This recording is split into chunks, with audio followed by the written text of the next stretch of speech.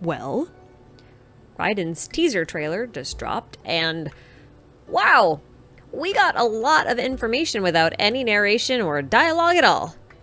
Barring Aether's one-liner at the end, of course.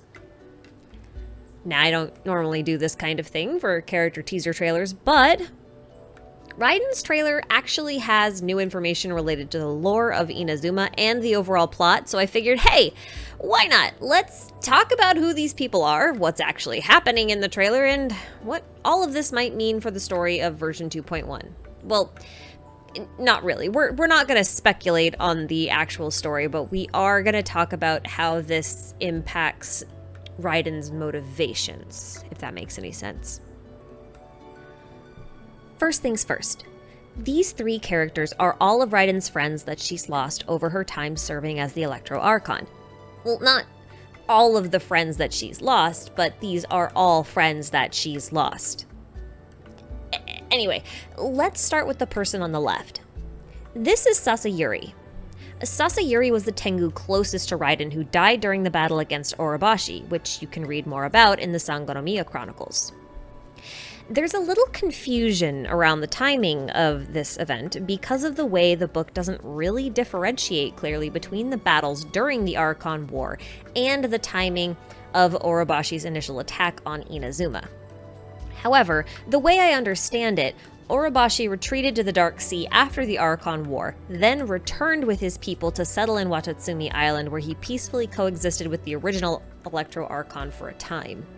I think his hostility only came about after the first Archon died and Raiden took her place, thus leading to the battle that resulted in Sasayuri's death. Again, this bit of lore isn't perfectly clear, so if you have a different interpretation, please leave it down in the comments, but this is what I'm rolling with for now. In any case, Sasayuri appears to be Raiden's first real sense of loss. Now, the girl on Raiden's lap is Chiyo, but some of you may know her as Tora Chiyo. She's an Oni who fought alongside Raiden during the Cataclysm 500 years ago, but she was swallowed whole by a tiger-like beast.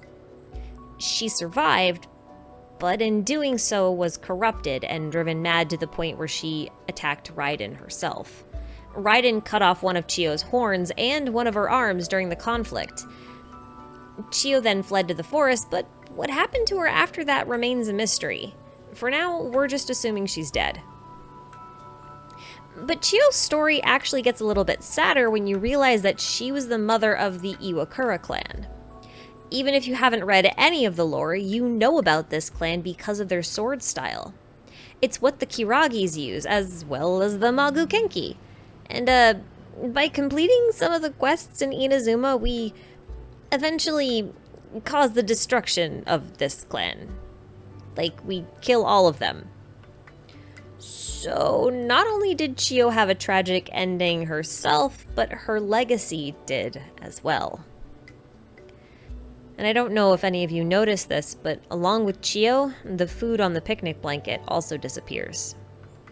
I guess we know now why Raiden doesn't cook. That leaves us with the infamous white celestial fox, the Kitsune Saigyu. Spoilers for the Sakura cleansing quest. If you haven't completed it already, I suggest you do so, or just skip this part. Now, let's be clear that Saigyu and Yae are not the same person, as Yae wasn't even alive when Saigyu passed in the Cataclysm 500 years ago. Like Chiyo, Saigyu succumbed to corruption until her body basically became nothing but filth. That filth later caused the Great Sakura Tree to grow a sort of tumor that the traveler purifies at the request of the Shrine Maiden Kazari. Kazari actually turns out to be nothing more than the lingering memories of Saigyu herself. Basically, the only conscious piece that remained in the filth that was left. Yae, on the other hand, is one of Saigyu's descendants. You can read more about Saigyu in the Retracing Bolide set or the Hakushin Ring, which you get from completing the Sakura cleansing quest, where you'll learn a lot about her anyway. So I highly recommend you do both if you're at all curious about both Yae and Saigyu, because the Hakushin bloodline is actually kind of interesting. And with Saigyu's death, only Raiden was left. Over the course of her rule, Raiden lost her 3 closest companions, yet, as the Archon of Eternity, she still remains. The bright sunny sky in the beginning quickly shifts to rain by the end. It's likely representative of Raiden's mental state. And the way we see her mental and emotional state kind of changes the implications of this line. Eternity stretches things out over a long time, but each moment within it becomes all the more fragile.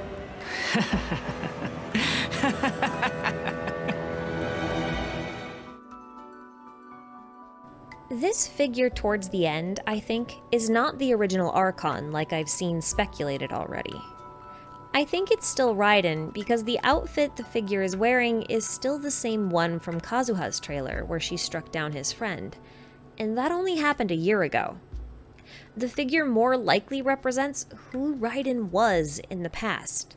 She was a name she's either cast aside or simply grown afraid of using. I also don't think she's possessed. Like I've said many times, the glowing eyes are more indicative of her using her powers than anything else. If her expression changes, it's only because she's unable to maintain her meditative state, not that there's anyone else in her head. I believe Raiden wants to go back in time. At least to the time where she was happiest, when her friends were alive. This eternity of transience and change has brought her nothing but loneliness, and Raiden doesn't want to lose anyone anymore. So she imposes her will, her decree, in order to bring about a moment without loss. In a way, it's her method of coping with grief. But I'll hold off on speculating about the actual plotline for 2.1 at this time. I just wanted to share a little more information about the characters pictured here and why Raiden is the way she is. Anyway, I hope you guys found this video helpful. Thank you so much for watching, and I will catch you all in the next one. Take care, guys!